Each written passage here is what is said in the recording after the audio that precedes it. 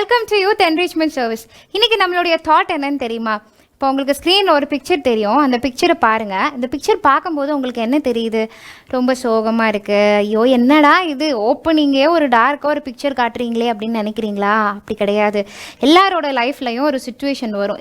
என்ன பண்ணுறது நம்ம லைஃப்பில் அடுத்தேனே, எனக்கு மட்டும் வாழ்க்கையில் எவ்வளோ கஷ்டம் வந்துகிட்டே இருக்கே, ரொம்ப சோகமாக இருக்கேன்னு, எனக்கு என்ன முடிவு எடுக்குன்னு கூட எனக்கு தெரியல, ரொம்ப சோதனையாக இருக்குது என்னுடைய வாழ்க்கை அப்படின்னு நீங்கள் நினைக்கிறீங்களா? ரொம்ப முக்கியமாக வாலிப பிள்ளைங்களோட வாழ்க்கையில் வந்து நீங்கள் எல்லோரும் இந்த ஒரு சுச்சுவேஷனை கடந்து தான் வந்திருப்பீங்க.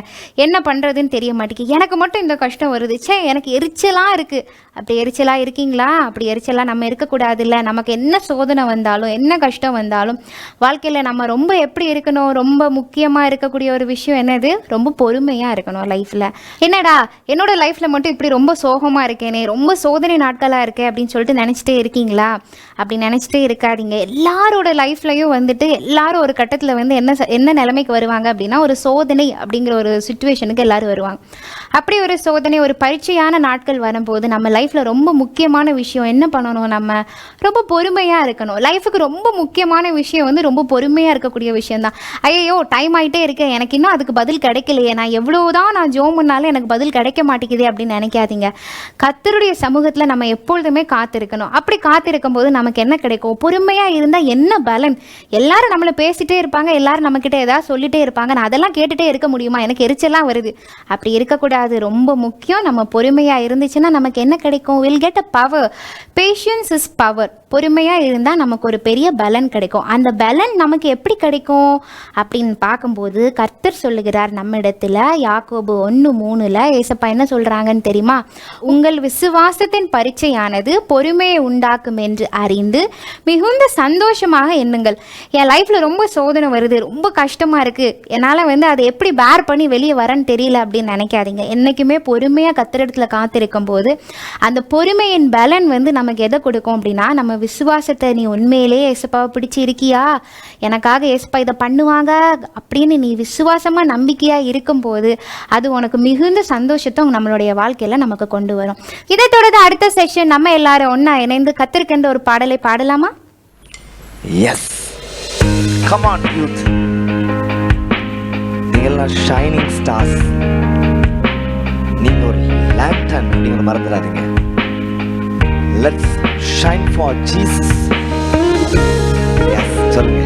இயேசுவே, அந்த உலகத்துக்கு வெளிச்சமாக இருக்க தெரிந்து கொள்ளப்பட்டவன், எரிந்து கொண்டே இருப்பே.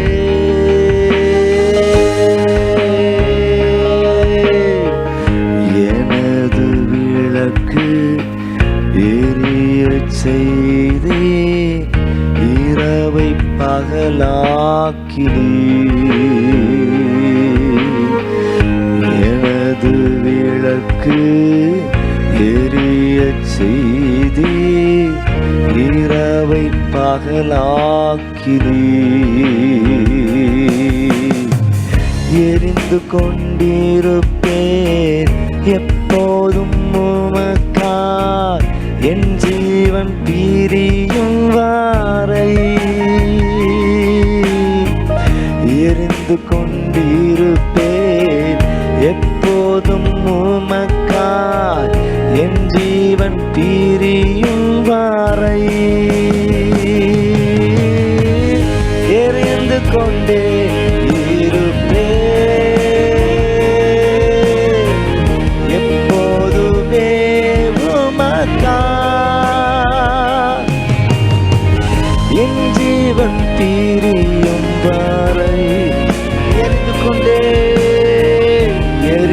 கொண்டே இருப்பே. எரிந்து கொண்டே இருப்பே.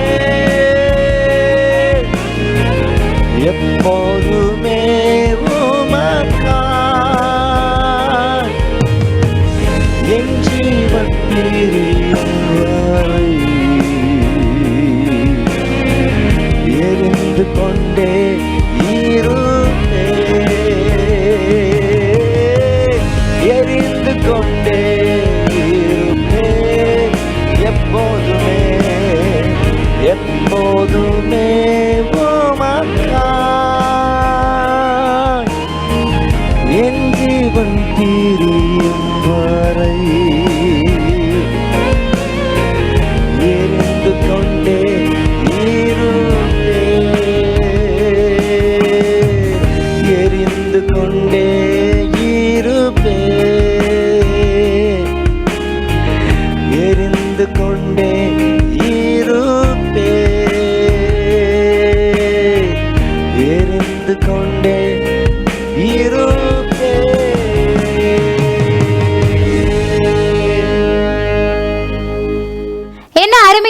பாடல்ல நீங்களும் எங்கள் கூட சேர்ந்து பாட்டு படிச்சிங்கிறத நான் நம்புகிறேன்.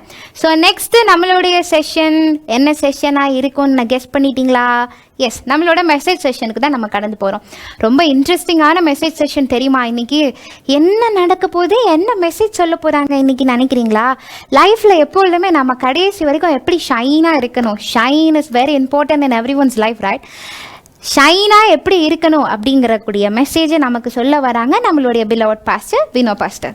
ஹலோ யூத், நல்லா இருக்கீங்களா? மீண்டும் உங்களை சந்திப்பதில் ஒரு பெரிய மகிழ்ச்சி. வாரம் வாரம் உங்களுக்கு அருமையான சகோதரர் ராஜன், சிஸ்டர் ரமாராஜன் அவர்கள் நல்ல ஆண்டுடைய வார்த்தையை உங்களுக்கு பகிர்ந்து கொள்கிறாங்க. மிகுந்த பிரயோஜனமாக இருக்குது அப்படின்னு சொல்லி பல திருச்சபையை சேர்ந்தவர்கள், வெளிநாடுகளில் இருக்கிறவங்க சொல்கிறாங்க, நம்முடைய சபை மக்கள் சொல்கிறாங்க. ஸோ அவர்கள் மத்தியில் நானும் பேசத்தக்கதான ஒரு வாய்ப்பை ஆண்டவர் எனக்கு தந்த தயவுக்காக ஆண்டவர் நன்றியோடு ஸ்தோத்திரிக்கிறேன். இந்த நாட்களில் ஒரு முக்கியமான டாப்பிக்கை தான் நம்ம பார்க்க இருக்கிறோம். கடந்த நாட்களில் VBS ஊழியங்கள் மகிமையாய் நடைபெற்றது. தீபம் என்கிற தலைப்பின் கீழே நிறைய பேர் நல்ல பாடங்களை படிச்சு, மெய்யான தீபம், பிரகாசிக்கும் தீபம், அணையாத தீபம், நட்சத்திர தீபம், ஜெய தீபம் அப்படின்னு சொல்லி எல்லாம் படித்தாங்க. நீங்கள் வாலண்டியர்ஸாக இருந்து நீங்கள் செயல்பட்டீங்க, அதற்கு கர்த்தரை ஸ்தோத்திரிக்கிறேன். ஒரு சிலர் காலேஜஸ் இருந்துச்சு, அது ஸ்கூல்ஸ் இருந்துச்சு, அதனால் உங்களால் வர முடியல, அப்படிப்பட்ட சூழ்நிலை இருந்தது. ஆனாலும் கூட நாம் எல்லாரும் கிறிஸ்துவின் தீபமாக இருக்க வேண்டும். அது மிக அவசியமாக இருக்கிறது. நீங்கள் ஏசாயா தீர்க்கதரிசன புத்தகம் 60ஆம் அதிகாரத்தின் 1ஆம் வசனத்தை வாசித்து பார்க்கும் பொழுது, எழும்பி பிரகாசி, உன் ஒளி வந்தது, கர்த்தருடைய மகிமை உன்மேல் உதித்தது, உன் வெளிச்சத்திடத்திற்கு ஜனங்கள் வருவார்கள் என்று சொல்லி அவருடைய வார்த்தை சொல்கிறதை பார்க்கிறோம். எனவே நீங்களும் நானும் எரிந்து பிரகாசிக்கிற நல்ல விளக்குகளாய் காணப்படுவது கர்த்தருடைய ஒரு பெரிய சித்தமாயிருக்கிறது என்பதை மறந்து விடாதீர்கள். நீங்கள் யோவான் ஸ்நானகனை குறித்து படித்து பார்க்கும் பொழுது அவனை குறித்து சொல்லப்பட்டிருக்கிறது, அவன் எரிந்து பிரகாசிக்கிற விளக்காக இருந்தான். ஸோ நாம் எல்லாரும் தீபம். நீங்கள் மத்திய 5ஆம் அதிகாரத்தை படித்து பார்க்கும் பொழுது, நீங்கள் உலகத்திற்கு வெளிச்சமாயிருக்கிறீர்கள் அப்படி சொல்லப்பட்டிருக்கு. உலகத்துக்கு உப்பாயிருக்கிறீர்கள், வெளிச்சமாயிருக்கிறீர்கள். உப்பின் தன்மை மறைந்து செயல்படுவது, வெளிச்சத்தின் தன்மை வெளியரங்கமாய் செயல்படுவது. எனவே நாம் வெளியரங்கமாக வெளிச்சத்தின் பிள்ளைகளாக இருக்க அழைக்கப்பட்ட கூட்டமாக இருக்கிறோம். வாலிப தம்பி தங்கச்சி, இதை நீ மறந்துடாத. நீ ஒரு வெளிச்சம். You are the light, you are the light house அப்படிங்கிறத நீ மறந்துடாது. ஸோ நம்முடைய லைஃப்பில் நாம் பெற்றிருக்கிற இந்த வெளிச்சமானது மங்காதபடிக்கு, அணையாதபடிக்கு காணப்பட வேண்டும் என்றால் நமக்கு தேவையான ஒரு சில காரியங்கள் இருக்கிறது. அவர் மெரிந்த நாளினை முறியாதவர், மங்கி எரிகிற திரிய அணையாதவர் என்று சொல்லி படித்து பார்க்கிறோம். எனவே உங்கள் லைஃப்பில் நீங்கள் மங்காமல் பிரகாசிக்கணும் அப்படின்னா, அணைந்து போகாமல் இருக்க வேண்டும் என்றால், ஸ்தோத்திரம், நீங்கள் செய்ய வேண்டிய காரியத்தை இந்த தானியேலின் புத்தகத்திலிருந்து உங்கள் மத்தியிலே நான் பேச இருக்கிறேன். ஸ்தோத்திரம். எனவே நம்முடைய லைஃப் அப்படிங்கிற ஒரு ஷிப், நம்முடைய ஷிப் மூழ்காமல் இருக்கணும் அப்படின்னா இந்த 3 ஷிப்பை நீங்கள் செய்ய வேண்டியது மிக மிக அவசியமாக இருக்கிறது. ஆமேன். உங்களுக்கு எல்லாரும் தெரிஞ்சிருக்கும் டைட்டானிக் கப்பல், அதை குறித்து தான் மூவிஸ் எல்லாம் பார்த்துருப்பீங்க. இன்னை வரைக்கும் பேசப்பட்டு கொண்டிருக்கிற ஒரு பெரிய பிரம்மாண்டமான கப்பல். பல ஆண்டுகளாக இணைந்து அந்த கப்பலை தயாரித்தாங்க. பலவித வசதிகள், பலவித தொழில்நுட்பங்கள் எல்லாம் இருந்துச்சு. லேட்டஸ்டாக என்னென்ன பாதுகாப்பு கருவிகள் பயன்படுத்தப்பட வேண்டுமோ, லேட்டஸ்டாக எப்படிப்பட்ட எந்திரங்கள் பயன்படுத்தப்பட வேண்டுமோ, எல்லா எக்யூப்மெண்ட்ஸ், எல்லா வசதிகள். அது ஸ்தோத்திரம், ஒரு பிரச்சனை இல்லை. ஆனால் இந்த கப்பலை தயாரித்தவர் கூட சொன்னார், அதன் உரிமையாளர் சொன்னார், யாராலும் இதை அசைக்க முடியாது சொன்னார். அவ்வளோ இருந்துச்சு, ஒரு குறை இல்லை. லைட்டிங் இருந்துச்சு, அதில் என்னென்ன வசதிகள் வேண்டுமோ எல்லா ரூம்ஸ் இருந்துச்சு, எல்லா என்டர்டெயின்மெண்ட் இருந்துச்சு. ஒரு குட்டி உலகத்தை போல அருமையாக இருந்துச்சு, வெளிச்சமாக இருந்துச்சு, பிரமிப்பாக இருந்துச்சு. அதில் போட்டி போட்டு கொண்டு முதல் பயணத்திலே பயணித்த எத்தனையோ பேர் ஊழியக்காரர் பயணித்தாங்க, பலதரப்பட்ட ஜனங்கள் பயணித்தாங்க. ஆனாலும் அந்த கப்பலானது மூழ்கி போனது. காரணம் என்ன அப்படின்னு சொல்லி பார்க்கும் பொழுது, சில விஷயங்களை அவங்க கவனிக்காம விட்டதுனால, சில எச்சரிப்புகளை கவனிக்காம விட்டதுனால. பக்கத்தில் இருக்கிறவங்கெல்லாம் சிக்னல்ஸ் கொடுத்தாங்க. ஒரு பெரிய பனிப்பாறை இருக்குது, வெளியே பல லைட்டாக தெரியுது, ஆனால் பின்னால் பயங்கர டேஞ்சரஸாக இருக்குது, அதில் மோதினால் ஆபத்து அப்படி சொன்னாங்க. ஆனால் எங்களை யாரும் தகர்க்க முடியாது, ஸ்தோத்திரம், நாங்கள் தனிக்காட்டு ராஜான்னு சொன்ன அந்த கப்பல் மூழ்கி போனதுன்னு சொல்லி பார்க்கிறோம். எனவே நம்முடைய ஷிப் வாழ்க்கை, நம்முடைய வாழ்க்கை கவிழ்ந்து போகாமல் இருக்க வேண்டும் என்றால் இந்த 3 ஷிப் நமக்கு மிக அவசியம். இதை நாம் தானியேலின் புத்தகத்திலே நாம் படிக்கிறோம். முதலாவதாக நமக்கு தேவையான ஷிப் என்ன அப்படின்னு சொல்லி பார்க்கும் பொழுது ஸ்டூவர்ட்ஷிப் நமக்கு மிக மிக அவசியம். இந்த ஸ்டூவர்ட்ஷிப்புக்கு என்ன அர்த்தம்னு சொல்லி ஒரு அர்த்தம் இருக்கு, நீங்களும் நானும் பொறுப்புள்ளவர்களாக இருக்க வேண்டும். பிரைஸ் தி லார்ட், ஸ்தோத்திரம், ஆமென். நல்ல பழக்க வழக்கங்களை, நல்ல வைராக்கியங்களை உடையவர்களாக காணப்பட வேண்டியது மிக அவசியம். ஆமென், ஸ்தோத்திரம். காரணம் தப்பினால் மரணம் அப்படின்னு சொல்லுவாங்க. நம்முடைய வாழ்க்கை ஒரு மதில் மேல் போகிற ஒரு சூழ்நிலை தான். எனவே நீங்களும் நானும் எப்படி இருக்கணும், பொறுப்புள்ளவர்களா, நமக்கு நாம் பொறுப்புள்ளவர்களாக இருக்கணும். நம்மை சுற்றி இருக்கிற ஜனங்களுக்கு பொறுப்புள்ளவர்களாக நாம் காணப்பட வேண்டியது அவசியம். அப்போ தான் தொடர்ந்து நீங்கள் ஸ்தோத்திரம் கேட்ட காரியங்களை நீங்கள் கவனிக்காமல் போனீங்கன்னா, உங்கள் பிரதிஷ்டத்தை விட்டுட்டீங்கன்னா, உங்கள் வைராக்கியத்தை விட்டுட்டீங்கன்னா, நீங்கள் கவிழ்ந்து போவது எளிதாக இருக்கிறது. ஆனால் நீங்கள் எடுத்த தீர்மானத்தில் நீங்கள் உறுதியாக இருப்பீர்கள் என்றால், நான் வெளிச்சமாக இருப்பேன், வெளிச்சமாக இருப்பதற்கு என்னென்ன செய்யணுமோ அதை நான் செய்வேன், அதில் ஒரு நாள் நான் பின்வாங்க மாட்டேன், முன்வைத்த காலை ஒரு நாள் பின்வாங்க மாட்டேன், புலி பசித்தாலும் புல்ல திங்காதுங்கிற மாதிரி நான் உறுதியாக இருப்பேன் என்று சொல்லும் பொழுது, அருமையான தேவ பிள்ளைகளே, வாலிப தம்பி தங்கச்சி, உன் லைஃப், உன் ஷிப்பு ஜெகஜோதியா நல்ல சூப்பரா பிரயாணப்பட்டு போயிட்டே இருக்கும், மறந்துடாத. அப்போ நீங்கள் தானியேலின் புத்தகத்தை வாசித்து பார்க்கும் பொழுது, 1ஆம் அதிகாரத்தை நீங்கள் வாசித்து பார்க்கும் பொழுது, அவங்களுக்கு குறித்து இன்ட்ரடக்ஷன் சொல்லும் பொழுது, அவர்கள் 1ஆம் அதிகாரம் 3ஆம் வசனத்தை வாசித்து பார்க்கும் பொழுது, இந்த தானியேல், அனனியா, அசரியா, மிஷாவேல் 4 பேரும் ராஜகுலத்தார், அவர்கள் துறை மக்கள் சொல்லப்பட்டிருக்கிறது. மாசு இல்லாதவர்கள், அழகானவர்கள், சகல ஞானத்தில் தேர்ந்தவர்கள், அறிவில் சிறந்தவர்கள், கல்வியல் நிபுணர்களாக அவர்கள் காணப்பட்டதை குறித்து பார்க்கிறோம். ஸ்தோத்திரம். ராஜாவின் அரண்மனையில் சேவிக்கத்தக்க திறமையுள்ள ஒரு கூட்டமாக இருந்தார்கள் என்று சொல்லிப்பார். இவ்வளோ எக்ஸ்பர்ட், குறையில்லாத ஆள், எல்லாம் இருக்கிற ஒரு ஆட்கள். ஆனாலும் நீங்கள் 5ஆம் வசனத்தை வாசித்து பார்க்கும் பொழுது, ராஜா தான் உண்ணும் போஜனத்தினாலையும் தான் குடிக்கும் திராட்சரசத்தினாலும் தினமும் ஒரு பங்கை அவர்களுக்கு நியமித்து அவர்களை 3 வருஷம் வளர்க்கவும் அதன் முடிவிலே அவர்கள் ராஜாக்கு முன்பாக நிற்கும்படி செய்யவும் கட்டளையிட்டான். நீங்கள் 8ஆம் வசனத்தை வாசித்து பார்க்கும் பொழுது, 8ஆம் வசனம் அங்கே சொல்லப்பட்டிருக்கு, தானியேல் ராஜாவின் போஜனத்தினாலும் அவர்கள் பண்ணும் பானத்தினாலும் திராட்சரசத்தினாலும் தன்னை தீட்டுப்படுத்தலாகாது என்று தன் இதயத்தில் தீர்மானம் பண்ணி கொண்டு தன்னை தீட்டுப்படுத்தாதபடி பிரதானிகளின் தலைவனிடத்தில் வேண்டும். ஸ்டூவர்ட்ஷிப், பொறுப்பு. ஆமென். அல்ல, எனக்குன்னு ஒரு லைஃப் ஸ்டைல் இருக்கு, அந்த லைஃப் ஸ்டைல தான் வாழ்வேன். அந்த லைஃப் ஸ்டைலை விட்டு நான் பின்வாங்க மாட்டேன். என் ஷிப்பு மூழ்கி போக நான் இடம் கொடுக்க மாட்டேன். சின்ன கால் தானே, சின்ன கல் தடிக்கு தானே விடுறாங்க, பெரிய கல் தள்ளிக்கு யார் விடுறது இல்லையே. அருமையான பிள்ளைகளை, அதுக்கு பெரிய காரியத்தை செய்ய நான் சொல்ல வரல. சின்ன விஷயங்கள்ல நம்ம கவனமா இருக்க கர்த்தர் கிருபை தருவாராக. இப்படிப்பட்ட பழக்கம் எனக்கு இருந்துச்சு, இங்க வந்து என் பழக்க வழக்கங்களை மாற்ற சொல்றாங்க, நான் செய்ய மாட்டேன். ஒரு தடவை தானே, அல்லது கொஞ்ச நாள் தானே, இல்லை கொஞ்ச நாள் தானே, அவர் ராஜாவே சொல்லிட்டார்ல, அது சொன்னா பிரச்சனையாயிரும். கவலைப்படலை, பொறுப்பா இருக்கிறதை குறித்து பார்க்கிறோம். நீங்கள் 15ஆம் வசனம் 16ஆம் வசனத்தை வாசித்து பார்க்கும் பொழுது, 15, 16 ஆகிய வசனங்களை வாசித்து பார்க்கும் பொழுது, 10 நாள் சென்ற பின்பு ராஜா போஜனத்தை புசித்த எல்லா வாலிபரை பார்க்கலாம், அவர்கள் முகம் களையுள்ளதாயும் சரீரம் புஷ்டியானதாயும் காணப்பட்டது. தொடர்ந்து 16ஆம் வசனத்தை வாசித்து பார்க்கும் பொழுது, ஆகையால் மேல்ஷார் அவர் புசிக்க கட்டளையான போஜனத்தையும் அவர் குடிக்க கட்டளையான திராட்சரசத்தை நீக்கி வைத்து அவர்களுக்கு பருப்பு முதலானவைகளை கொடுத்தான். தொடர்ந்து இந்த பகுதியில் ஒரு சில வசனங்களை விட்டு வாசிக்கிறேன். தொடர்ந்து வாசித்து பார்த்தீங்கன்னா, மற்ற நண்பர்களுக்காகவும் அவன் பேசுகிறதை கொடுத்துப்பான். தனக்காக மட்டும் இல்லை, நாங்கள் எல்லா டீமில் இருக்கிறோம், எல்லாருமே நாங்கள் சரியாக இருக்கணும், எங்களுக்கு உதவி செய்யுங்க அப்படின்னு சொல்லி கேட்குறான். 10 நாள் டெஸ்ட் பண்ணி பாருங்க. அவர் 10 நாள் டெஸ்ட் பண்ண பிறகு 10 மடங்கு சமர்த்தர்களாக அவர்கள் இருந்ததை குறித்து பார்க்கணும். அருமையான வாலிப தம்பி, உன்னுடைய ஸ்டூவர்ட்ஷிப் ரொம்ப முக்கியமான விஷயம். ஆமென். முன் வச்ச காலை ஒரு நாளும் பின் வைக்காத. அலிசோத்திரம், எதற்காக நீ அழைக்கப்பட்டிருக்கிறாயோ அந்த அழைப்புல நீ பாத்திரமானா நீ நடந்துக்க. இந்த உலகத்தின் வாலிபர்கள் செய்கிறது போல அல்ல. அலிசோத்திர, கண்களின் இச்சை, மாம்சத்தின் இச்சை, ஜீவனத்தின் பெருமை நமக்கு வேண்டவே வேண்டாம். அல்லது பொல்லாங்கனை ஜெயிக்கிற ஒரு வாலிப தம்பியார் இல்லை, நீ யோசித்துப்பார். நீ எதை செய்ய முன்னாலும் நாலுதர யோசித்துப்பார். இது உனக்கு எப்படி பிரயோஜனமா இருக்குமா, உன் வாழ்க்கைக்கு முன்னேற்றமத்துக்கு தருமா, உன் நேரத்தை பிரயோஜனமாக்குமா அப்படி நீ யோசித்து நீ செஞ்சு அப்படின்னா நிச்சயமா காக்கப்பட. என் ஆத்துமா காக்கப்பட வேண்டியது மிக அவசியம். என் சரீரம் காக்கப்பட வேண்டியது மிக அவசியம். என்னை சுற்றி இருக்கிற ஜனங்கள் காக்கப்பட வேண்டியது மிக அவசியம். அல்ல சோத்திரம், நல்லா படிக்கிற பசங்களும் பார்த்தீங்க அப்படின்னா அல்ல சோத்திரம் ஒரு ஹாஸ்டலுக்குள்ள போனோடனே அப்படி மாறிடுறாங்க.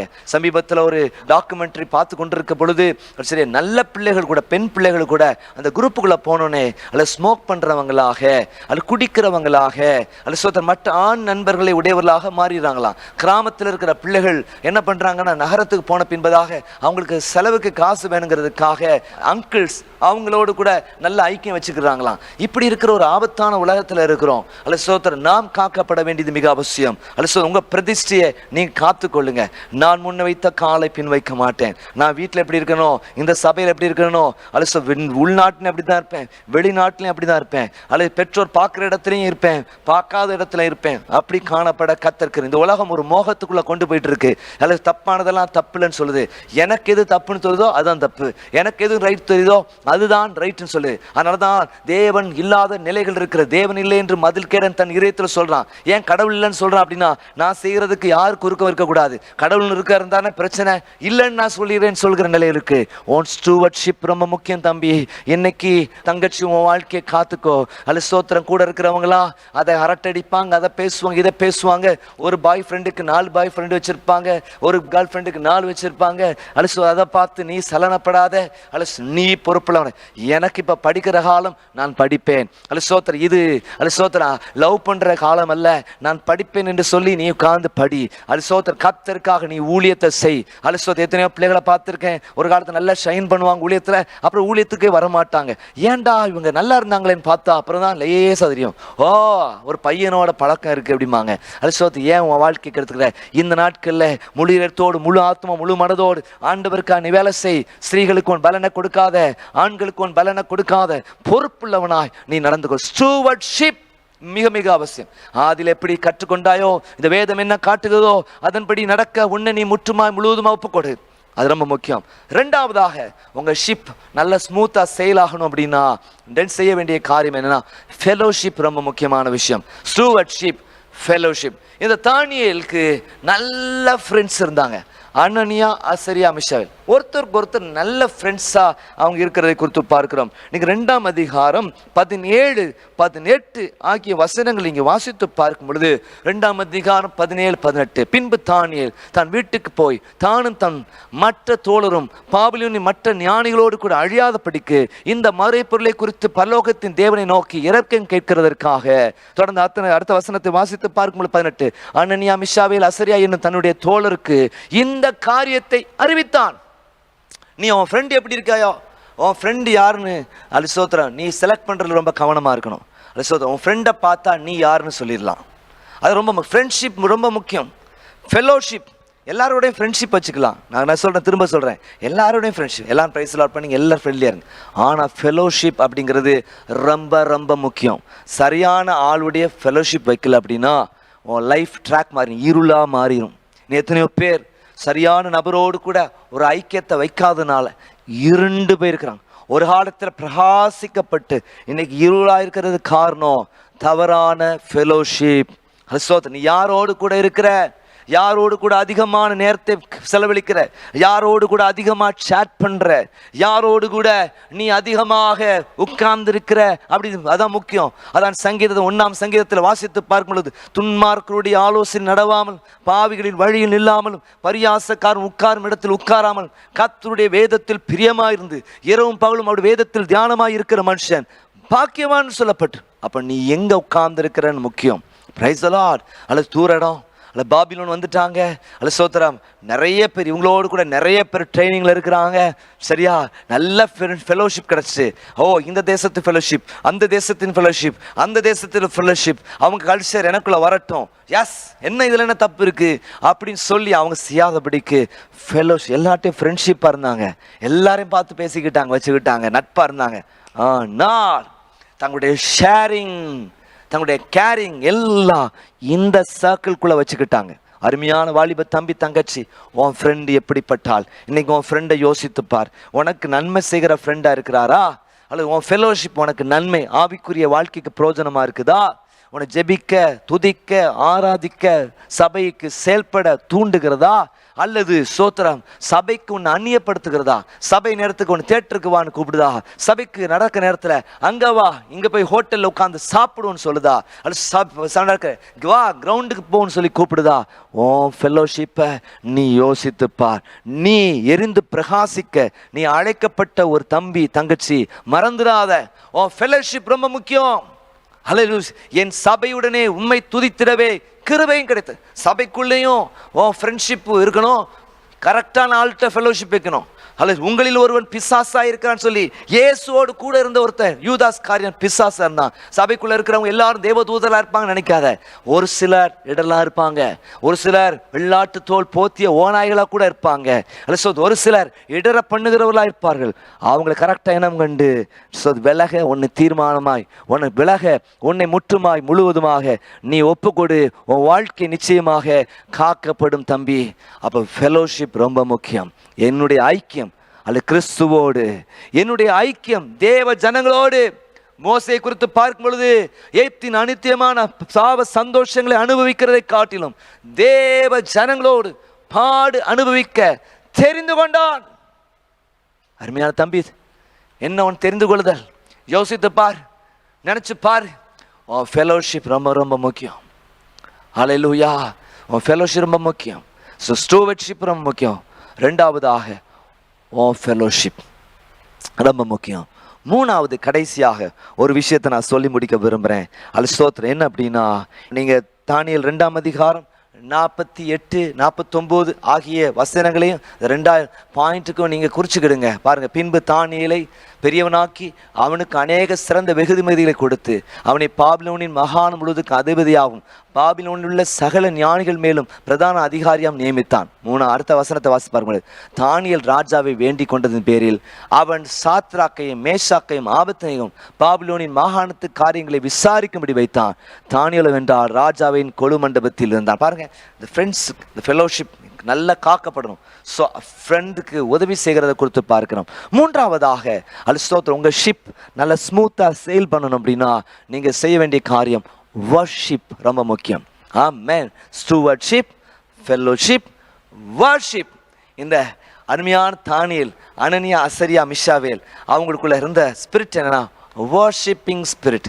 இந்த கம்யூனிகேஷன் வித் காட், ஆண்டவரோடு நல்ல நெருங்கிய ஒரு ஐக்கியம் காணப்பட்டதை குறித்து பார்க்கிறோம். முதலாவதாக அலிஸ்தோத் இந்த ரிலேஷன்ஷிப்பை குறித்து பார்க்கும் பொழுது அலிஸ்தோத் நீங்கள் தானியேலின் புத்தகம் 6ஆம் அதிகாரம் 4ஆம் வசனத்தை நீங்கள் வாசித்து பார்க்கணும்.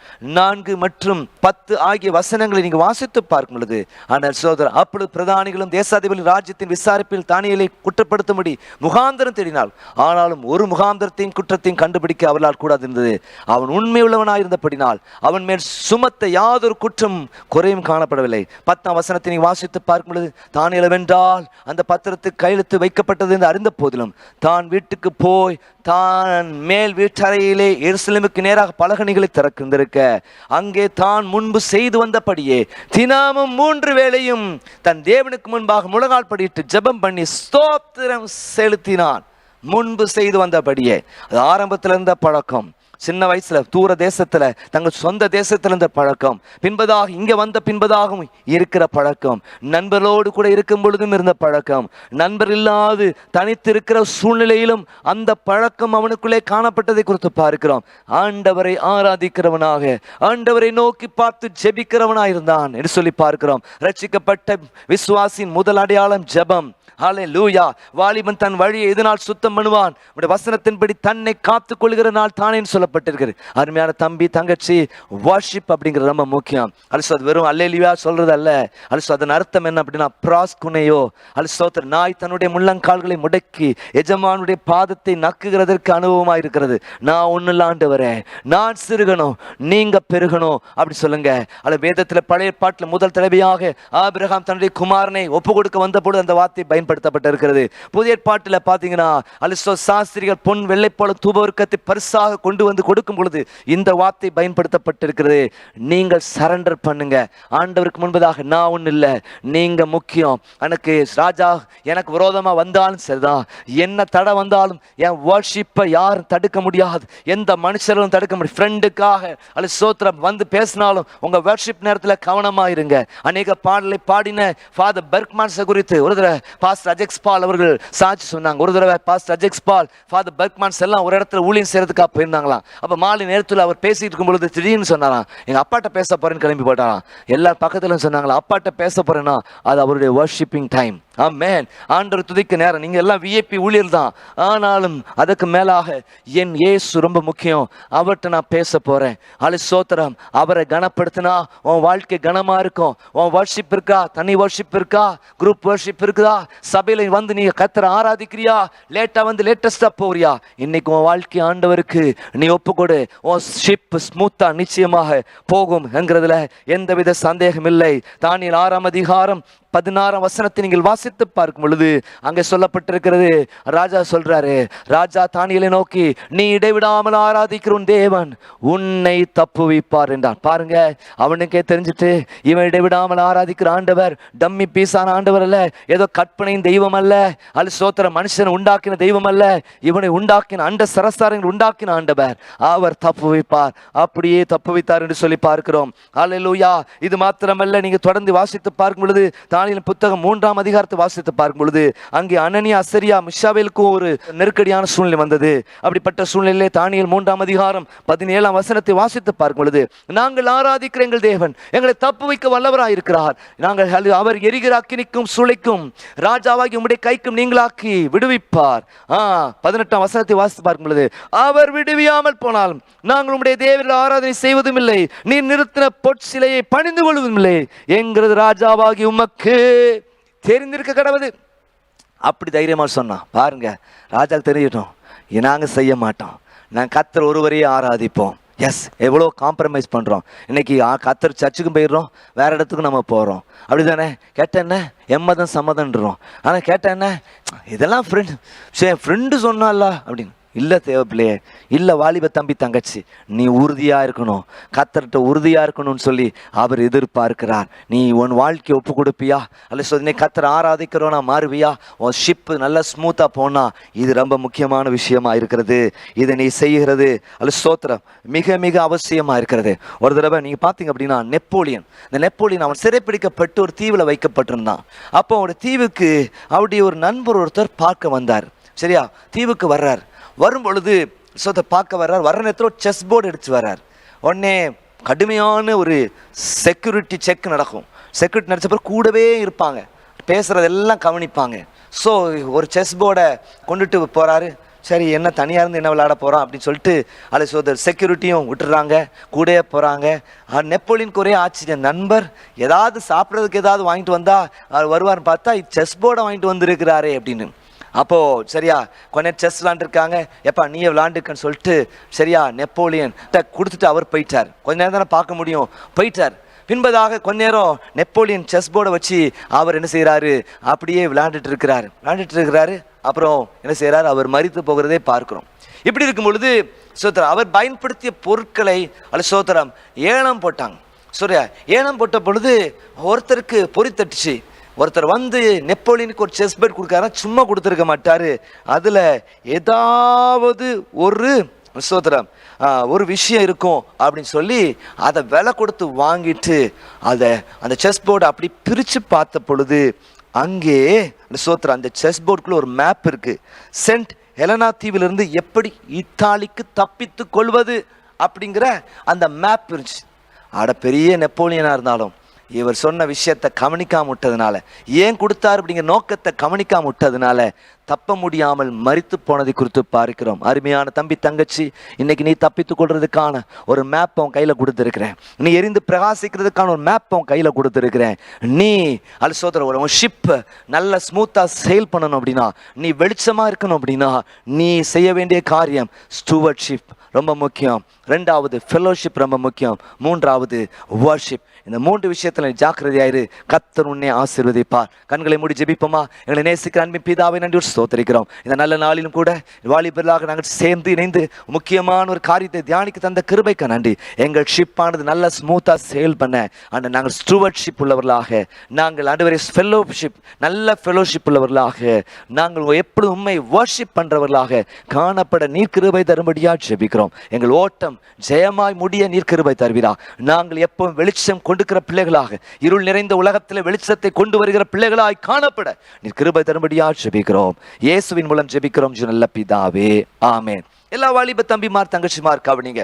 இப்போ இன்னைக்கு பிரசங்கம் பண்ணியிருக்கிறேன். இந்த பிரசங்கத்திலிருந்து ஒரு கேள்வி கேட்க விரும்புகிறேன். முதலாவது கேட்க விரும்புகிற காரியம், அல்ல உங்க ஷிப் ஸ்மூத்தா சேல் பண்றதுக்கு நீங்க செய்ய வேண்டிய 3 காரியங்கள் என்ன?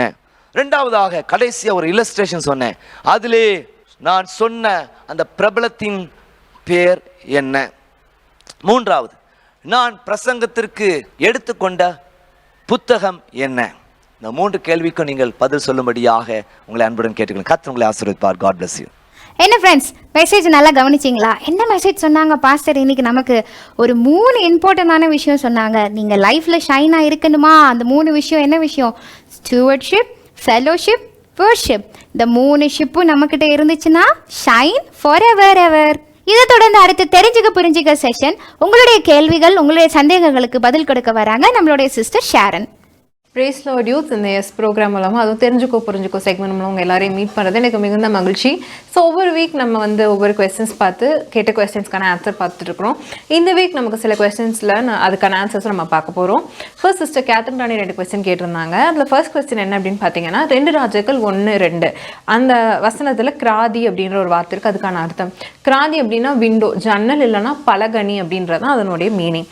2வது ரெவலேஷன் 3:18 3:18 கலிக்கம் அப்படின்ற ஒரு வார்த்தை இருக்குது. அதெல்லாம் என்ன அப்படின்னு கேட்டிருந்தாங்க.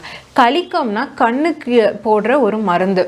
ஸோ அதில் ஆண்டவர் லவோதிக்கேயா சபைக்கு சொல்லிட்டு இருக்காரு. ஸோ கலிக்கமிடம், கண்ணுக்கு கலிக்கமிடம் அப்படின்ற அது ஒரு சித்த மருத்துவத்தை சார்ந்த ஒரு ஆயின்மெண்ட் மாதிரி. ஸோ அதை கண்ணுக்கு போடுற மருந்தை தான் கலிக்கம்னு சொல்லுவாங்க. நெக்ஸ்ட் விக்டோரியா கேப்ரியல் ஒரு கொஸ்டின் கேட்டிருந்தாங்க. 2 சாமுவேல் 22:16 மதகுகள்னு ஒரு வார்த்தை இருக்குது. அதுக்கான மீனிங் மதகுகள்னா இப்போ ஒரு டேமில் தண்ணியெல்லாம் சேர்த்து வைக்கிறாங்க. அதை ஃபுல்லாக திறந்து விட முடியாது. ஸோ அதை கொஞ்சம் கொஞ்சமாக திறந்து விடுறதுக்கான சேனல், அதை தான் மதகுன்னு சொல்கிறாங்க. அமைப்பு ஒன்று இருக்குல்ல, அதை தான் மதகு அப்படின்னு நம்ம பார்க்குறோம். அதுக்கு தான் மதகுனா அதுதான் மீனிங். நெக்ஸ்ட் சித்ராதேவி ஒரு கொஸ்டின் கேட்டிருந்தாங்க. அதில் முதலாவது தானியல் 10:5 ஊப்பாஸின் தங்க கச்சைன்னு இருக்கு அப்படின்னா என்னன்னு கேட்டிருந்தாங்க. ஸோ ஊப்பாஸ் அப்படின்றது ஒரு இடத்தினுடைய பெயர். பைபிளில் சில இடங்களில் தங்கத்துக்கு அது ரொம்ப பெயர் போன இடமா இருக்குது. ஸோ அங்கே இருந்தால் தங்கம் கிடைக்குது. அதில் ஒன்று ஓப்பீர். ஸோ ஓப்பீர் அப்படிங்கிற அந்த இடத்துக்கு ஈக்குவலாக அந்த இடத்தையே இன்னொன்று ஊப்பாசுன்னு சொல்லலாம் அப்படின்னு சொல்லப்படுது. பட் நமக்கு என்ன தெரியும்னா, ஊப்பாசுன்றது ஒரு இடம், அதுலேருந்து வர தங்கம் ரொம்ப நல்ல, அது ஃபேமஸ் ஃபார் கோல்டு. ஸோ அந்த இடத்தினுடைய தங்க கச்சை போல் அப்படி நல்ல கோல்டாக அவர் ஒரு ட்ரெஸ்ஸு போட்டிருக்கிறாரு தங்கத்தில் அப்படின்றது தான் ஊப்பாசின் தங்க கச்சின்னு சொல்கிறாங்க. நெக்ஸ்ட் தானியல் 10:13 தானியல் 10:13 பெர்சிய ராஜ்யத்தின் அதிபதினு இருக்குது. அது யார் அப்படின்னு கேட்டிருந்தீங்க. பெர்சிய ராஜா அதாவது தானியல் இந்த அதிகாரத்தில் ஒரு விஷன் பார்க்குறாரு. அந்த விஷனில் அவருக்கு பின்னாடி நடக்க போகிற அந்த வார் அதெல்லாம் பற்றி ஆண்டவர் வெளிப்படுத்துகிறாரு. அதில் நெக்ஸ்ட்டு இப்போ நேபுகாத் நேச்சார் பாபிலோனிய கிங்டம்க்கு அப்புறமா அதை வீழ்த்தி மேதிய பெர்ஷிய ராஜாக்கள் வருவாங்க அப்படின்றத அவர் பார்க்குறாரு. ஸோ இந்த பெர்ஷிய அதிபதி யாருன்னு பார்த்தீங்கன்னா, அது ஒரு ஈவில் ஸ்பிரிட்டுக்கு, அதாவது பெர்சிய ராஜ்யத்தில் ஆளுகை செய்துட்ருக்கிற ஒரு ஈவில் ஸ்பிரிட், பிசாசின் ஆவி, தீய ஆவி, அதை தான் பெருசிய அதிபதி, பிரின்ஸ் ஆஃப் பெர்ஷியா அப்படின்னு பார்க்குறோம். ஸோ அவரை தான் அந்த பெருசிய அதிபதின்னு சொல்லியிருக்கிறாங்க. ஸோ அது பெருசிய ராஜ்யத்தில் ஆளுகை செய்துட்ருக்கிற அந்த ஈவில் ஸ்பிரிட், ஈவில் தீய ஒரு சக்தி அப்படின்னு நம்ம சொல்லலாம், ஆவி அப்படின்றது அதுதான் பெர்சிய ராஜ்யத்தின் அதிபதி. மூணாவது ஒரு கொஸ்டின் கேட்டிருந்தாங்க. அதே தானியல் 10 அந்த அதிகாரத்தில் முதலாவது ஒரு புருஷனை பார்க்குறாரு. அவர் யார் அப்படின்ட்டு. முதலாவது புருஷன் இதில் சொல்லப்படுறது ஒரு ஆண்டவரிடத்துலேருந்து வரப்பட்ட ஒரு தேவனுடைய தூதுவர், தேவனுடைய மெசஞ்சர், ஏஞ்சலிக் மெசஞ்சர் அப்படின்னு பார்க்குறோம். ஸோ அதனால் தேவன் அனுப்பி தானியலுக்கு சில செய்தியை சொல்லி அனுப்புகிறாரு. அந்த அவர் வந்து தேவன் இடத்துலேருந்து வர தூதர், அதுதான் முதலாவது புருஷன். ஸோ அவர் வந்து இந்த பெருஷிய அதிபதி வந்து அவருக்கு அகேன்ஸ்டாக எதிர்த்து நின்று அவர்கிட்ட இந்த தானியேல் கிட்ட அந்த மெசேஜை கொண்டு வராதபடி தடை பண்ணுறாரு அப்படின்னு பார்க்குறோம். ஸோ இதில் சொல்லப்பட்டிருக்கிற அந்த முதலாவது புருஷன் வந்து தேவனிடத்துலேருந்து செய்தி கொண்டு வந்த அந்த தூதன் அப்படிங்கிறத நம்ம பார்க்குறோம். அதுதான் இந்த முதலாவது புருஷன். ஸோ இதை தான் இந்த வீக் வந்து நமக்கு வந்து கொஸ்டின்ஸ். ஸோ உங்களுக்கு கேட்ட கொஸ்டின்ஸ் கேட்டவங்களுக்குலாம் அது கிளியராக இருக்கும்னு நினைக்கிறேன். நிறைய நம்ம புதுசாக விஷயம் கற்றுக்கொண்டிருப்போம் நான் விசுவாசிக்கிறேன். ஸோ நெக்ஸ்ட் வீக் இந்த மாதிரி இந்த வீக் நிறைய கொஸ்டின்ஸ் அனுப்பிக்கிறாங்க. அதை நம்ம நெக்ஸ்ட் வீக் அதுக்கான ஆன்சர் பார்க்க இருக்கிறோம். உங்களுக்கு வர டவுட்ஸ், அர்த்தங்கள் தெரியல, இது என்ன அப்படின்னு உங்களுக்கு ரொம்ப டிஃபிகல்ட்டான சில டவுட்ஸ் இருக்கும். அது எல்லாத்தையும் நீங்கள் எங்களுக்கு அனுப்புனீங்க அப்படின்னா அதுக்கான ஆன்சர்ஸை கொடுக்கறதுக்கு நாங்கள் ரெடியாக இருக்கிறோம். ஸோ நல்ல பைபிள் ரீட் பண்ணுவோம், மெடிடேட் பண்ணுவோம், தேவனுடைய வார்த்தையை கற்றுக்கொண்டு நமக்கு இருக்கிற டவுட்ஸ்லாம் கிளியர் பண்ணுறதுக்கான செஷன் தான் இது. ஸோ நெக்ஸ்ட் வீக் நான் உங்களை கொஸ்டின்ஸோடையும் ஆன்சர்ஸோடையும் மீட் பண்ணுறேன். Until then God bless you all. Amen. என்ன ஃப்ரெண்ட்ஸ், உங்களுடைய கேள்விகளுக்கெல்லாம் பதில் கிடைச்சிச்சா? ஸோ எப்போல்லாம் நீங்கள் வேதம் வாசிக்கிறீங்களோ, எப்போல்லாம் உங்களுக்கு வந்து சந்தேகங்கள் வருதோ உடனே எங்களுக்கு தெரியப்படுத்துங்க. ஸோ இதை தொடர்ந்து அடுத்து நம்மளுடைய செஷனில் வாரம் ஒரு தகவல் செம்ம இன்ட்ரெஸ்டிங்கான மெசேஜ்லாம் நமக்கு சொல்ல போகிறாங்கல்ல. கேட்க ரெடியாக இருக்கீங்களா? ரொம்ப ஆர்வமாக இருக்கீங்க நம்புகிறேன். ஸோ நம்மளுடைய வாரம் ஒரு தகவலை சொல்ல வராங்க நம்மளுடைய brother Silas Timothy. Praise lord friends. இந்த வாரம் ஒரு தகவல் மூலமாக அவங்க எல்லோரும் மீட் பண்ணுறது நாங்கள் ரொம்ப ஹாப்பியாக இருக்கிறோம். ஸோ இந்த வாரம் நம்ம என்ன பார்க்க போகிறோம் அப்படின்னு சொன்னால், நீங்கள் மார்க்கெட்லாம் போயிருந்தீங்க அப்படின்னு சொன்னால் நம்ம வந்து சில விஷயங்கள் நோட் பண்ணியிருப்போம். என்னென்னா டயட் கோக், சுகர் ஃப்ரீ இப்படின்னு சொல்லிட்டுலாம் நோட் பண்ணியிருப்போம். அப்படி தானே? இதெல்லாம் வந்து சுகர் ஃப்ரீ அப்படின்னு சொல்கிறோம். ஆனால் எப்படி இனிப்பாக இருக்குது எனக்காக யோசிச்சிருக்கீங்களா? ஏன்னா இதில் இருக்கிற ஆர்டிஃபிஷியல் ஸ்வீட்னஸ்னால தான். இப்போ நீங்கள் பார்க்குறீங்கள, இதெல்லாம் FSSAI வந்து அப்ரூவ் பண்ண ஆர்டிஃபிஷியல் ஸ்வீட்னஸ். இதை தாண்டியும் சில விஷயங்கள் இருக்குது. ஆனால் இந்த ஆர்டிஃபிஷியல் ஸ்வீட்னஸ் வந்து இந்த காலகட்டத்தில் ரொம்பவே யூஸ்ஃபுல்லாக இருக்குது. அப்படி தானே? அதாவது டயபெட்டிஸ் பேஷண்ட்ஸ், சக்கரை நோய் இருக்கிறவங்க வந்து சுகர் சாப்பிடணும்னு ஆசைப்பட்டாங்க, இந்த சுகர் ஃப்ரீ அந்த மாதிரி விஷயங்களை யூஸ் பண்ணிக்கிறாங்க. அண்ட் இன்னொரு குரூப் ஆஃப் பீப்புளும் இதை ரொம்ப யூஸ் பண்ணுறாங்க. யார் அப்படின்னு சொன்னால் ஜிம் போகிறவங்க யூஸ் பண்ணுறாங்க. எதுக்காக அப்படின்னு சொன்னால், நம்ம அதிகமாக வந்து கார்போஹைட்ரேட்ஸ், அதாவது சக்கரை அந்த மாதிரி பொருட்கள் எடுத்துக்கிட்டோம் அப்படின்னு சொன்னால் நமக்கு வந்து பாடியில் வெயிட் போடும். ஸோ இதை குறைக்கணும் அப்படிங்கிறதுக்காக இந்த டயட் கோக் இல்லாட்டி கேலரி கம்மியாக இருக்கக்கூடியது, கேலரியே இல்லாத விஷயமா இருக்கிற இந்த ஆர்டிஃபிஷியல் ஸ்வீட்னஸ்னால் செய்யப்படுற ஜூஸஸ் வந்து அவங்க ப்ரிஃபர் பண்ணுறாங்க. ஓகேவா? இதை முதலாக இதை எப்படி கண்டுபிடிச்சாங்க அப்படின்னு சொன்னால், அதை கண்டுபிடிச்சது ஒரு ஆக்சிடென்ட் தான். ஸோ அதை பற்றி தான் இன்றைக்கி பார்க்க போகிறோம். ஃபஸ்ட்டு கண்டுபிடிக்கப்பட்ட ஆர்டிஃபிஷியல் ஸ்வீட்னர் என்னென்னா சக்காரின்.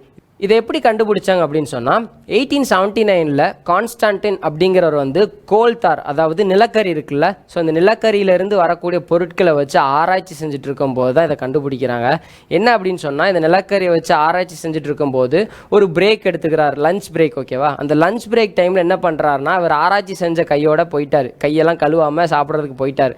அந்த இடத்துல வந்து அவர் கை கழுவாமல் போனதுனால அவர் வந்து கையை வாயில் வச்சோன்னே அவருக்கு வந்து வாய் ஃபுல்லாக இனிப்பாக இருந்திருக்குது. எப்படி கையெல்லாம் இனிப்பாக இருக்குது? ஸோ இதில் வந்து ஏதோ கெமிக்கல் கையில் பட்டிருக்கு, அதனால தான் இனிப்பாக இருக்குது அப்படின்னு சொல்லிட்டு அவர் ஆராய்ச்சி பண்ணிட்டு இருந்த எல்லா கெமிக்கல்ஸையும் எடுத்து டேஸ்ட் பண்ணிட்டு இருந்தார். ஸோ அப்போ தான் கண்டுபிடிச்சார் பென்சாயிக் சல்ஃபிமைட் அப்படிங்கிற ஒரு அமிலம், அதாவது கெமிக்கல்ல இருந்து தான் இந்த ஒரு இனிப்பு தன்மை வந்திருக்குது அப்படிங்கிறத. ஸோ அதுக்கப்புறம் தான் இதை பேரிடுறாங்க சக்காரின் அப்படின்னு சொல்லிட்டு. இதுதான் முதலாக கண்டுபிடிக்கப்பட்ட ஆர்டிஃபிஷியல் ஸ்வீட்னர். இது கிட்டத்தட்ட சுகரை காட்டிலும் 300 மடங்கு அதிகமான இனிப்பு தன்மை கூடியது. ஓகேவா? இதுக்கப்புறமும் கூட நிறைய ஆக்சிடெண்ட்டாகவே, அதாவது எதிர்பாராத விதத்தில் வந்து சில ஆர்டிஃபிஷியல் ஸ்வீட்னஸ் கண்டுபிடிக்கிறாங்க. என்ன அப்படின்னு சொன்னால், சைக்ளமேட், அஸ்பார்டேம், சுக்ரலோஸ் இப்படின்னு சொல்லி இந்த ஆர்டிஃபிஷியல் ஸ்வீட்னரும் கண்டுபிடிக்கிறாங்க. இதெல்லாம் கேட்கும்போது இன்னும் கூட கொஞ்சம் இன்ட்ரெஸ்டிங்காக இருக்கும். எப்படி அப்படின்னு சொன்னால், சைக்ளமேட் அப்படிங்கிறது அவர் ஆராய்ச்சி பண்ணிட்டு இருக்கும்போது நடுவில் வந்து சிகரெட் பிடிக்கிறதுக்காக வந்திருக்கிறாரு. அந்த சிகரெட் மேலே வந்து அந்த இனிப்பு கெமிக்கல் பட்டதுனால அவர் டேஸ்ட் பண்ணும்போது என்னாச்சுன்னா வாயெல்லாம் இனிப்பாக இருக்குது. ஸோ அப்படி தான் கண்டுபிடிக்கப்பட்டது சைக்ளமேட். அதே மாதிரி தான் அஸ்பார்டைம் அப்படிங்கிறது வந்து ஒரு ஆன்டி அல்சர் ட்ரக், அதாவது வந்து நம்ம அல்சருக்கு சாப்பிட்றதுக்காக ஒரு வந்து மருந்து கண்டுபிடிக்கிற நேரத்தில் ஜேம்ஸ் லேட்டர் அப்படிங்கிறவர் வந்து தன் கையை வந்து நக்கி பார்த்துருக்காரு. அந்த டைமில் வந்து வாய் ஃபுல்லாக இனிப்பாக இருந்ததுனால இது ஒரு ஆர்டிஃபிஷியல் ஸ்வீட்னராக இருக்கலாம் அப்படின்னு சொல்லிட்டு அப்படி கண்டுபிடிக்கப்பட்டதான் இந்த அஸ்பார்டைம். இது சுகரை காட்டிலும் 200 மடங்குக்கு மேலே இனிப்பு தன்மை உடையது. ஓகேவா? அண்ட் ஃபைனலி சுக்ரலோஸ் அப்படிங்கிறது, இந்த சுக்ரோஸ் அப்படிங்கிறத நம்ம சுகரில் இருக்க காம்பவுண்ட். ஓகேவா? இதையும் குளோரினையும் சேர்க்க முடியும் அப்படின்னு சொல்லிட்டு அவங்க கண்டுபிடிக்கிறாங்க. இந்த ரெண்டையும் கண்டுபிடிச்சி ஒருத்தர் வந்து சொல்கிறாரு, இதை டெஸ்ட் பண்ணி பாரு அப்படின்னு சொல்கிறாங்க. ஆனால் இன்னொருத்தருக்கு அதை எப்படி கேட்டுச்சு அப்படின்னா, இதை டேஸ்ட் பண்ணி பாரு அப்படின்னு சொல்லி கேட்டுருச்சான். அது ரொம்பவே இனிப்பாக இருந்திருக்குது. ஸோ அது அப்படி கண்டுபிடிக்கப்பட்டதான் இந்த சுக்ரலோஸ். ஓகேவா? இது வந்து கிட்டத்தட்ட 400 மடங்குக்கும் மேலே வந்து நம்ம நார்மல் சுகரை காட்டிலும் இனிப்பு தன்மை உடையது. இப்படி தான் இந்த ஆர்டிஃபிஷியல் ஸ்வீட்னஸ் எல்லாம் கண்டுபிடிக்கப்பட்டிருக்குது. இன்றைக்கி இதோட யூஸ் வந்து ரொம்பவே அதிகமாக இருக்குது அப்படி தானே. ஏன்னா டயபெட்டிஸ், அதாவது சக்கரை நோய் இருக்கிற பேஷண்ட்ஸ் வந்து சுகர் சாப்பிடணும் அப்படின்னு நினச்சாங்கன்னா இந்த சுகர் ஃப்ரீ யூஸ் பண்ணி சாப்பிட முடியுது. ஏன் இது இனிப்புத்தன்மை மட்டும்தான் தருது, நம்ம பாடியில் இருக்க சுகர் லெவலை ஏற்றலை அப்படின்னு சொன்னால், இந்த சுகர்ஸ் எல்லாம் நம்ம பாடி வந்து ஃபுல்லாக எடுத்துக்காது. சில விஷயங்களை வந்து கம்மியாக எடுத்துக்கும், சிலது எடுத்துக்காது. அதனால தான் நம்ம சுகர் லெவல் வந்து மெயின்டைன் ஆகுது இதெல்லாம் சாப்பிடும்போது. அண்ட் இன்னொரு முக்கியமான விஷயம், இதே யூஸ் பண்ணிடலாமே சுகருக்கு பதிலாக அப்படின்னு நீங்கள் நினைக்கலாம். அப்படி தான் செய்யக்கூடாது. ஏன் அப்படின்னு சொன்னால், இதோட ஹிஸ்ட்ரி எடுத்து பார்த்தோம் அப்படின்னு சொன்னால் சில ஸ்வீட்னஸ் வந்து பேன் பண்ண கூட செஞ்சுருக்கிறாங்க. அண்ட் அகெயின் வந்து இது வந்து திருப்பி பழக்கத்துக்கு உண்டாக்கப்பட்டிருக்குது. என்னதான் இது ரொம்ப யூஸ்ஃபுல்லாக இருந்தாலும் இது ஒரு கெமிக்கல் தான். ஸோ அதிகமாக யூஸ் பண்ணாலும் நமக்கு இது பாதிப்பை தான் உண்டாக்குது. ஸோ இதுக்காகவே வந்து இத்தனை கிலோகிராமுக்கு இவ்வளோ தான் யூஸ் பண்ணணும் அப்படின்னு சொல்லிட்டு ஒரு லிஸ்ட்டையும் வந்து நமக்கு வந்து கொடுத்துருக்குறாங்க. அந்த லிஸ்ட்டு வேணும் அப்படின்னு சொல்கிறவங்க வந்து கீழே கமெண்ட் பண்ணுங்கள். எதையுமே அதிகமாக எடுத்துக்கிட்டால் அது நமக்கு ஆபத்தாக தான் இருக்கும். ஓகேவா? ஸோ இந்த வார தகவல் பிரயோஜனமாக இருக்கும் நம்புகிறேன். நெக்ஸ்ட் வீக் நம்ம நல்ல தகவல் மீட் பண்ணுற வரைக்கும் பாய். கத்துறவங்களோட கூட இருப்பாராக. ஆமீன். என்ன ஃப்ரெண்ட்ஸ், இந்த தகவல் உங்களுக்கு ரொம்ப இன்ட்ரெஸ்டாக இருந்துச்சா? உங்களுக்கு ரொம்ப பிரயோஜனமாக இருக்கும்னு நான் நம்புகிறேன். இதை தொடர்ந்து அடுத்த ஒரு இன்ட்ரெஸ்டிங்கான குவிஸ் செஷன். குவிஸ்னாலே ஒரு இன்ட்ரெஸ்ட் தானே. டக்குன்னு ஆன்சர் சொல்கிறதுக்கு ரெடியாக இருக்கீங்களா? குவிஸ் நோட் பண்ணிக்கோங்க. நம்ம குவிஸ் செஷனுக்கு வராங்க ரமா ஆண்டி. Price Lord. எனக்கு அருமையான வாலிப செல்லங்களே, எல்லாரும் எப்படி இருக்கிறீங்க? சிங்கங்களே எல்லாரும் எப்படி இருக்கீங்க? எல்லாம் நிறையா பேர் வந்து எக்ஸாம்ஸ்லாம் எழுதிட்டு, ஈவன் வந்து காலேஜஸ் கூட நிறையா எக்ஸாம்ஸ்லாம் முடிஞ்சிருச்சு இல்லையா? ஸோ எல்லாம் அநேகமாக எல்லோரும் ஃப்ரீயாக இருப்பீங்க. பட் வந்து நமக்கு இந்த முறை வந்து சம்மர் வந்து பயங்கர ஹாட் சம்மராக இருக்குல்ல.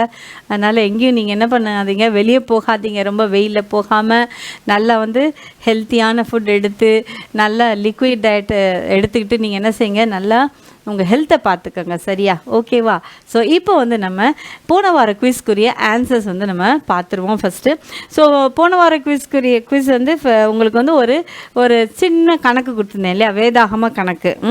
அது என்ன கொடுத்துருந்தோம்? இயேசுவின் ஞானஸ்தானம், சீஷர்கள், உபவாசம் இவற்றுடன் 2 கூட்டினால் கிடைக்கும் எண்ணுடன் தொடர்புடைய பெண் யார் அப்படின்னு சொல்லி கேட்டிருந்தோம்.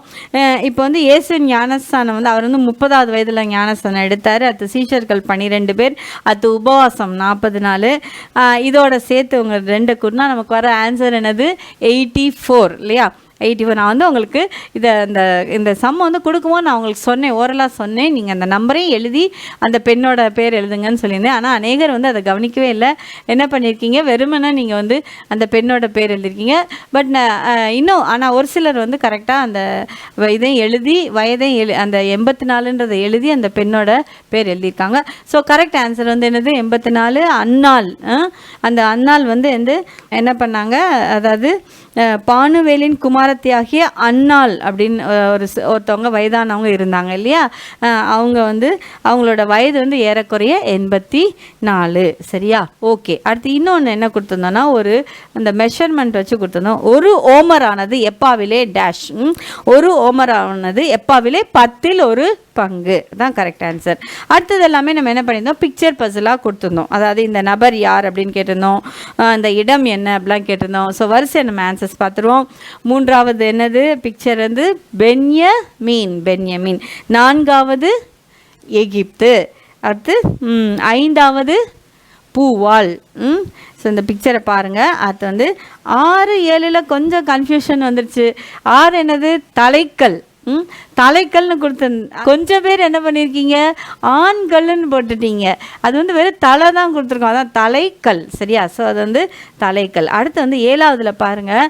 இதில் வந்து என்னென்னா, நம்ம அந்த தலை காட்டியிருந்தாலும் அந்த பெயின், அவங்களுக்கு வந்து ஒரு பெயின் அனுபவிக்கிற மாதிரி இருக்குது. அது வந்து வலி, வலிமை. சரியா? ஸோ அதில் வந்து சில பேர் தலைமைன்னு போட்டிருக்கீங்க. அது தலைமை கரெக்ட் வராது. ஏன்னா மெயினாக வந்து அந்த வலியை எக்ஸ்பிரஸ் பண்ணுற மாதிரி காட்டியிருக்கோம். அதனால் அது வந்து வலிமை. அடுத்து வந்து 8வது வந்து நீதிமான். அடுத்து வந்து மலை உச்சி. இதில் வந்து ஒரு சிலர் கொடுமுடின்னு எழுதியிருக்கீங்க. அது முடி இருக்குது, அந்த இது மலை இருக்கனால கொடுமுடின்னு இருக்குது. ஸோ அப்போ ரெண்டுமே சேம் மீனிங் தான் வரும்.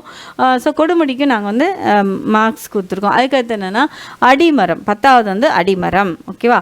ஸோ இப்போ வந்து அடுத்த மெசேஜ் கொஸ்டினுக்கு வந்து என்னென்னு பார்ப்போம். மெசேஜ் கொஸ்டின் வந்து யோனா புத்தகத்தில் கர்த்தரின் வார்த்தைக்கு உடனடியாக கீழ்ப்படிந்தவைகளில் 4 கூறுக. ஸோ ஸோ உங்களுக்கு அங்கிள் நிறையாது சொல்லியிருந்தாங்க. அதில் இது ஏதாவது ஒரு 4 நீங்கள் எழுதினா போதும். அது என்னென்னா பெருங்காற்று, பெரிய மீன், ஆமணக்கு செடி, புழு, உஷ்ண காற்று, சமுத்திரம், இப்படி இதில் வந்து எதுனா 4 நீங்கள் எழுதியிருக்கலாம்.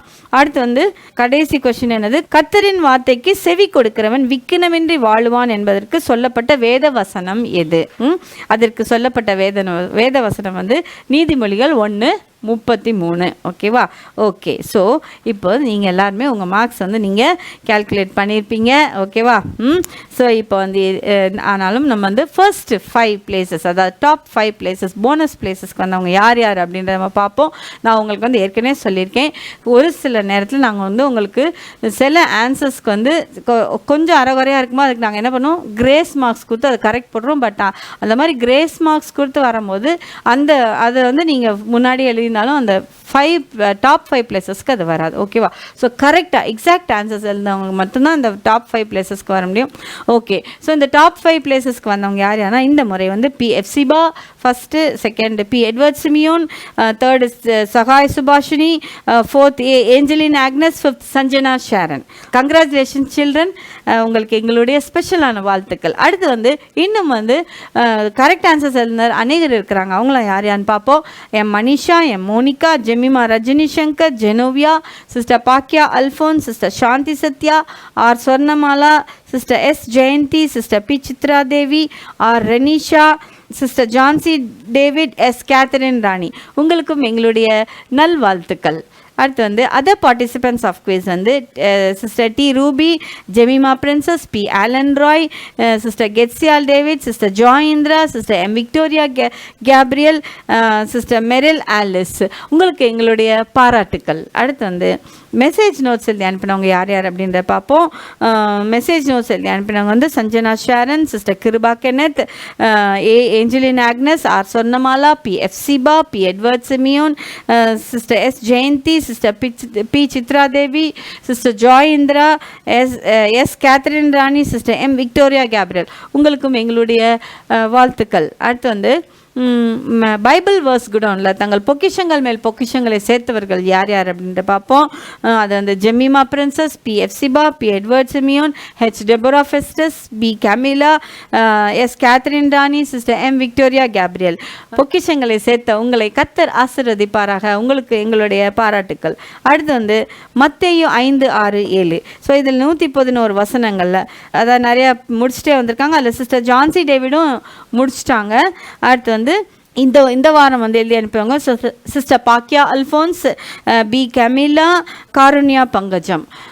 உங்களுக்கு எங்களுடைய வாழ்த்துக்களை தெரிவித்துக் கொள்கிறோம். நீங்கள் எடுத்த முயற்சியை நீங்கள் வந்து அதை கம்ப்ளீட் பண்ணிடுங்க. சரியா? ஓகே. அடுத்து வந்து செல்ஃபோன் ஃபாஸ்டிங் வந்து கொஞ்சம் இந்த முறை கொஞ்சம் குறைஞ்சிருக்கு. ஒரு வேளை ஹாலிடேஸ் அப்படின்றனால கொஞ்சம் அதிகமாக செல்ஃபோன் யூஸ் பண்ணுறாங்களா என்னன்னு தெரியல. ஓகே. ஆனாலும் பரவாயில்ல. இந்த வாரம் 5 பேர் வந்து முயற்சி எடுத்துருக்குறாங்க. அது யாருன்னா Angeline Agnes 1 day, Karunya Pankajam 6 days, sister Joy Indira 6 days, sister S Catherine Rani 2 days, sister M Victoria Gabriel 3 days. உங்களுக்கு எங்களுடைய பாராட்டுக்கள், நல்வாழ்த்துக்கள். நீங்கள் வந்து இன்னும் வந்து என்ன செய்யுங்க, நீங்களும் ஃபாஸ்டிங் இருந்து இன்னும் ஒரு சிலரை என்ன செய்யுங்க, இந்த ஆக்டிவிட்டியில் கலந்து கொள்ள செய்யுங்க. ஏன்னா வந்து இது மிகவும் வந்து முக்கியமான ஒன்று. ஏன்னா ரொம்ப செல்ஃபோனுக்கு எல்லாரும் அடிமையாயிட்டு இருக்க காலத்தில் இந்த செல்ஃபோன் இது வந்து ஃபாஸ்டிங் வந்து மிகவும் மிகவும் முக்கியமான ஒன்று. ஓகே. அடுத்து வந்து தெரிஞ்சுக்கோ புரிஞ்சுக்கோ. ஸோ இந்த தெரிஞ்சுக்கோ புரிஞ்சுக்கோல வந்து தங்களுடைய சந்தேகங்களை எழுதி அனுப்பினவர்கள் வந்து sister Keziah David, sister Catherine Rani, sister M Victoria Gabriel. So உங்களையும் நாங்கள் பாராட்டுகிறோம். உங்களுடைய சந்தேகத்தின் மூலமாக நீங்கள் அநேகருடைய சந்தேகங்களை நீங்கள் தெளிவிக்கிறீங்க. ஓகே. அடுத்து வந்து ஒரு வருடத்தில் வேதாகமம். இந்த ஒரு வருடத்தில் வேதாகமம் வந்து நம்ம கொடுத்த இந்த போர்ஷன்ஸை வந்து படித்து அனுப்பியிருக்காங்க.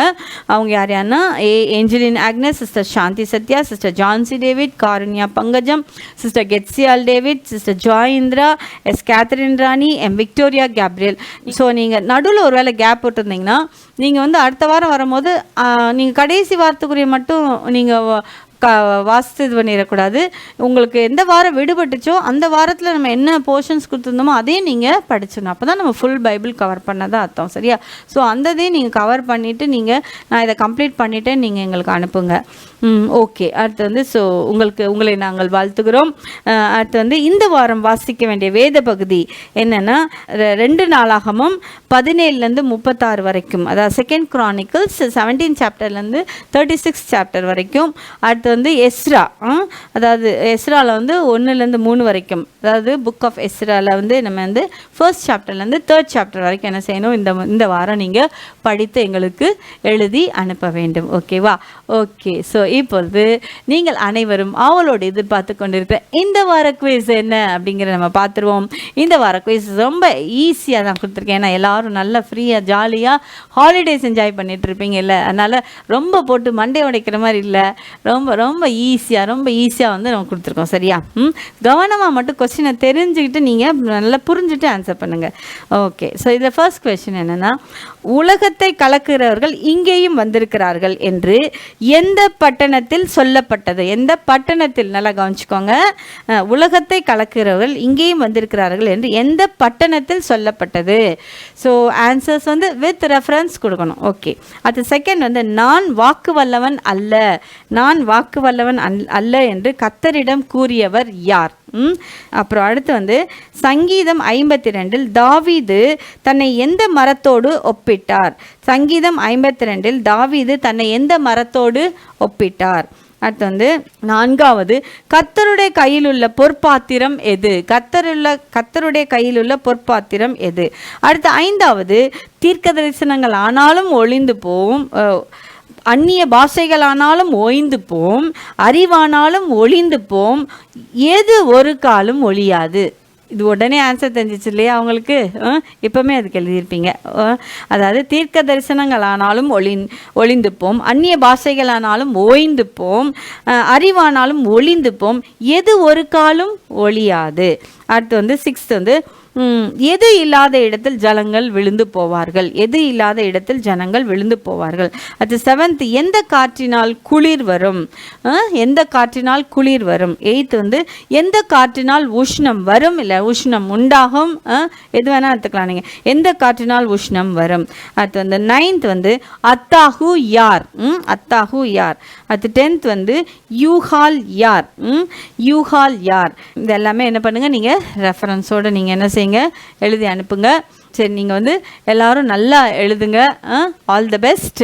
அது மட்டுமல்ல, என்ன சொல்லியிருக்கோம், நம்ம வந்து இந்த ப்ரோக்ராமோட லிங்க்கை உங்கள் ஃப்ரெண்ட்ஸ் அண்ட் ரிலேட்டிவ்ஸ்க்கு என்ன பண்ண போகிறேன், நீங்கள் அனுப்ப போகிறீங்க. ஓகேவா?